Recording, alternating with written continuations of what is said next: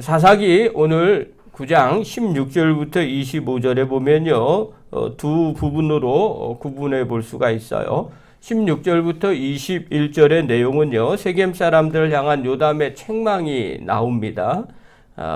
그리고 책망의 내용이 어떤 내용이냐면 내가 행한 것이 과연 진실하고 의로우냐 이렇게 이야기를 하죠. 그리고 22절부터 25절에 보면 세겜 사람들의 아비멜렉을 배반하는 이제 장면들이 구체적으로 나오기 시작합니다. 많은 사람들이 세상에 살면서 받은 은혜가 있는데 정작 알지 못하고 행한다면 그 사람을 어떻게 평가를 할까요? 또 도움을 받았는데 전혀 도움받은 것을 모르고 감사하지 않는다면 그 사람을 어떻게 받아들일까요? 우리가 생각해 볼 필요가 있겠죠. 그래서 옛날 어른들은 항상 그랬어요. 내가 누구에게 도움을 받았다면 반드시 갚아야 된다. 이 얘기를 자주 들었어요. 저도 그 이야기를 듣고 늘 잘하거든요. 누가 도움을 줬으면 너는 반드시 갚아줘야 된다. 뭐 이런 이야기를 하죠. 그래서 옛날에는 도움을 받으면 항상 갚아주는 그런 분위기가 됐죠. 그러면 너무 감사해서 또 어려운 일이 생길 때 또 도와주게 되는 거죠.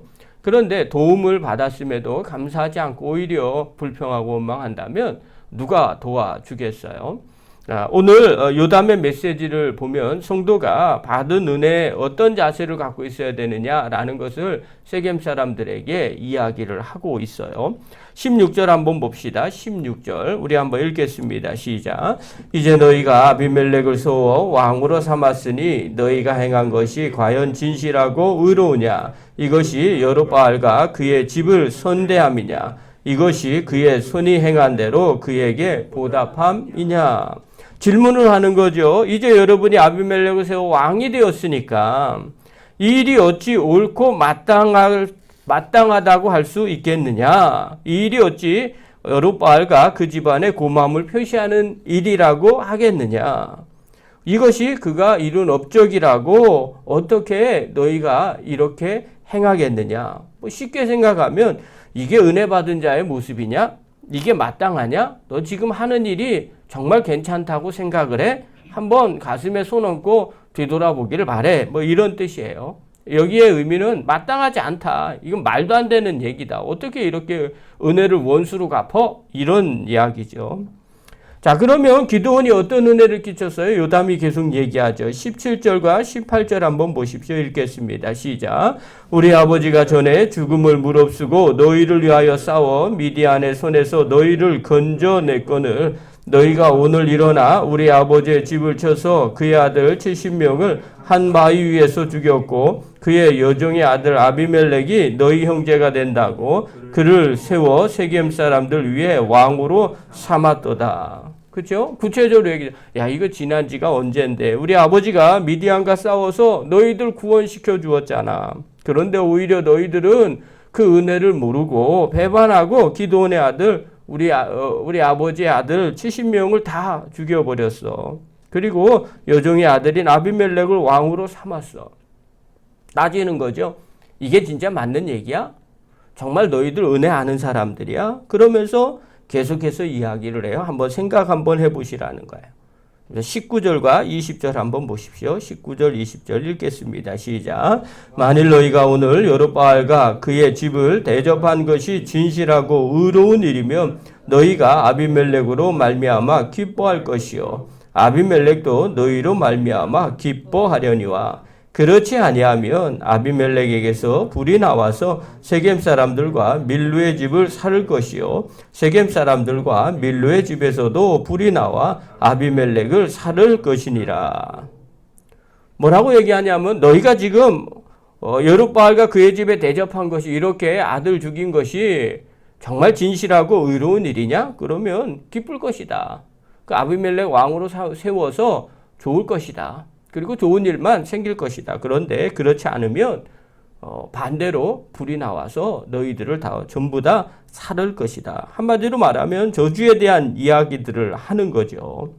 이 일이 마땅하면 옳은 일이면 기쁨을 누릴 것이지만 그렇지 않고 악한 일이라면 불이 뿜어 나와서 세겜 사람과 밀로의 집안을 살라버릴 것이다. 이렇게 예언을 하는 거죠. 저주하는 거죠. 그래, 한번 보자. 너희들이 한 행동들이 맞나 틀리나 한번 보자. 이렇게 이야기하는 거예요. 자, 그런데 어떤 일이 실제로 벌어져요? 3년이라는 시간이 지났어요. 22절에 보면 이래요. 아비멜렉이 이스라엘을 다스린 지 3년에. 자, 요담이 이렇게 이야기를 하고 난 뒤에 바로 뭐 응답이 일어난 것이 아니라 3년 뒤에 응답이 일어나는 거죠. 요담이 말한 일들이 이루어지기 시작해요. 23절과 24절 한번 보십시오. 읽겠습니다. 시작. 하나님이 아비멜렉과 세겜 사람들 사이에 악한 영을 보내심에 세겜 사람들이 아비멜렉을 배반하였으니 이는 여루바알의 아들 70명에게 저지른 포악한 일을 갚되 그들을 죽여 피 흘린 죄를 그들의 형제 아비멜렉과 아비멜렉의 손을 도와 그의 형제들을 죽이게 한 세겜 사람들에게로 돌아가게 하심이니라. 하나님이 어떻게 해요? 3년 뒤에 아비멜렉과 세겜 사이에 악한 영을 보냈어요. 그래서 서로 배반하게 만들었다는 거예요.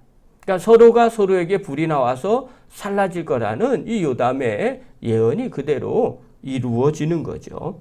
그런데 24절에 보면 재미난 메시지가 나오는 거예요. 24절은 바로 성경의 저자의 관점이에요. 이것은 성경의 저자는 하나님이라고 우리가 믿으니까 하나님의 관점이죠.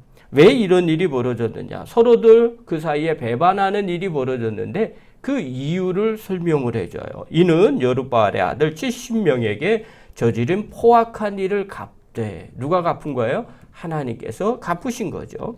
그들을 죽여 피 흘린 죄를 그의 형제 아비멜렉과 아비멜렉의 손을 도와 그의 형제를 죽이게 한 세겜 사람들에게로 돌아가게 하심이라. 이렇게 말하죠. 하나님의 관점에서 하나님이 평가를 내는 거예요. 이들을 서로 배반하게 해서 요담의 그 예언이 이루어지게 하는 거죠. 근데 그 이유가 뭐냐? 이게 진실하고 의로운 일이 아니기 때문에 그렇다는 거예요. 이것은 진실하고 의로운 일이 아니라 포악한 일이라는 거죠. 이것을 성경은 말해주고 있는 거예요. 그래서 결국은 하나님께서 악한 영을 보내셔서 세겜 사람들과 아비멜렉 사이를 배반하게 만드는 거죠. 그리고 서로가 다치게 만들죠. 이것이 하나님이 세겜과 아비멜렉에게 심판하는 결과예요. 자, 그렇다면 오늘 본문을 통해서 우리가 좀 깨달아야 될 게 있어요. 첫 번째가 뭐냐?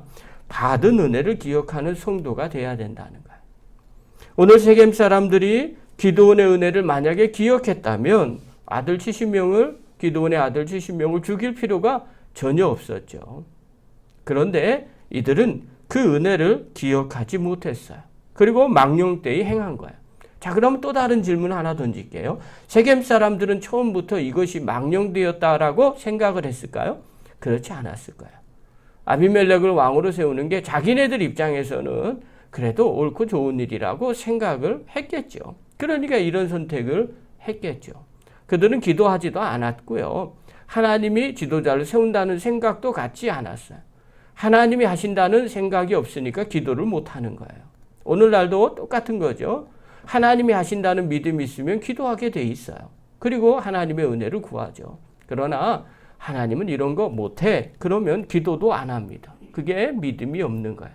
그래서 기도 안 하면 믿음이 없어요? 예, 99%는 거의 믿음이 없기 때문에 기도를 못 하는 거예요. 믿음이 생기면 당연히 기도하게 돼 있어요.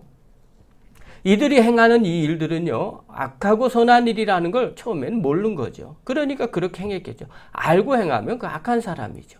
근데 모르고 행한 거라는 거죠. 기도원의 은혜가 뭔지도 모르고. 그러니까 은혜를 모르고 그의 자녀를 70명이나 죽이는 망령되게 행하는 일들을 행한 거예요. 우리도 마찬가지예요. 우리가 신앙생활을 하면서 하나님의 은혜를 기억하지 못하면 이렇게 돼요. 또 성도들의 은혜들도 있어요. 받은 은혜들이 있거든요. 그걸 기억 못하면 이런 결과를 벌이게 되는 거예요. 그래서 항상 받은 은혜를 기억하는 성도가 되기를 간절히 바랍니다. 두 번째로요, 행한 대로 갚으시는 하나님이심을 알 수가 있어요. 세겜 사람들은요, 선을 선으로 갚지 않았어요. 그런데 이것이 어찌 보면 보통 인간의 모습이에요. 우리 인간은요, 잘 잊어버려요. 그래서 은혜는요, 강물에 흘려버리게 돼요. 받은 은혜는요, 다 잊어버려요. 저도 며칠 전에 어떤 분과 통화가 됐어요. 그래서 전화를 하는데, 어떻게 자기가 못한 일은 하나도 기억 안 해요. 다른 사람한테 힘들고 어렵게 한 일은 하나도 기억 안 하고요. 자기가 받은, 자기가 겪은 일 두 가지를 계속 얘기하는 거예요. 그래서 제가 그랬어요. 제가 이쪽도 듣고 저쪽도 다 듣는데, 열이면 9은 아닙니다. 그런데 그 하나를 가지고 계속 그래요. 왜냐, 우리나라 격언에요. 자기가 조금 억울한 일, 안 좋은 일은요, 그 바위에다가 바뜩 새긴대잖아요. 가슴팍에다 새긴대잖아요. 그리고 은혜는요, 전부 다 강물에다가 새긴대잖아요. 전부 다 흘려버리고 다 잊어버려요. 그리고 자기한테 손해되는 그런 섭섭한 그것만 붙잡고 한평생을 이야기를 하는 거죠. 이게 인간의 모습일 수 있는 거예요. 그래서 그렇게 하지 말라고 계속 권면하는 거죠. 오늘 요담의 입장에서도 마찬가지죠. 세겜 사람들이 행한 대로 갚지 않는 것을 보게 돼요. 얼마나 화가 나고 힘든 일이겠어요. 또 마음 가운데 낙심할 수도 있는 일이에요. 이런 일들은 그때나 지금이나 빈번해요. 받은 은혜를 그대로 다 기억한다면 그게 얼마나 귀하겠어요. 그러나 그렇지 않아요. 우리 주변에도요, 선을 선으로 갚지 않고요, 악으로 갚는 사람들이 의외로 많이 있어요. 그게 인간의 모습이라고 인정을 하는 거죠. 자, 그러나 그 다음이에요. 우리는 거기서만 있으면 세상이 너무 억울해요. 근데 우리가 믿는 하나님은 어떤 분이에요? 하나님은 행한 대로 갚으시는 분이에요. 오늘도 악한 영을 통해서 세겜 사람과 아비멜렉을 갈라놓고 배반하게 만드십니다. 하나님은 3년 동안 계속 기억하셨어요. 그리고 3년이 지나서 그 일을 실행하시는 분이죠. 여러분, 사람은 갚지 않아도요, 하나님은 반드시 행한 대로 갚으시는 분이에요. 그래서 시편 62편 12절에 보면 이렇게 말해요. 주의 인자함은 주께 속하였사오니 주께서 각 사람이 행한 대로 갚으심이니라. 시편 기자가 그렇게 고백해요. 하나님은 행한 대로 갚으시는 분이라는. 또 예수님도요, 제자들에게 이렇게 얘기했어요. 마태복음 16장 27절에 보면요, 인자가 아버지의 영광으로 그 천사들과 함께 오르니 그때 각 사람이 행한 대로 갚으리라. 하나님은요, 반드시 기억하시고 마지막 때 그 사람이 행한 그대로 갚아 주신다고 말씀하셔요. 사도 바울도요, 로마서 2장 6절에 보면 하나님께서는 각 사람에게 그 행한 대로 보응하시되 이렇게 말해요. 사람이 행한 그대로 하나님은 그대로 갚아주신다는 것. 여러분, 행한 대로 갚으시는 것이 하나님의 보응 원리예요. 사람은 그렇지 않아도 하나님은 반드시 갚아주신다는 거예요. 그러므로 낙심하지 마시기를 바랍니다. 또 때로는 원망하지 마시기 바랍니다. 사람들은요, 행한 대로 갚지 않아도 하나님은 항상 행하신 대로 갚아주시는 하나님이에요. 그러면 우리는 어떻게 살아야 될까요? 세상에서는 항상 받은 은혜를 기억하면서 살아야 됩니다. 그것이 은혜 받은 자의 도리죠. 또 혹여나 사람들이 행한 대로 갚지 않는다 할지라도 낙심하지 마십시오. 하나님께서 반드시 갚아주십니다. 그래서 낙심하지 않고 오히려 하나님만 바라보고 하나님의 은혜를 누리는 믿음의 거룩한 종들 되기를 간절히 축원합니다. 기도하겠습니다.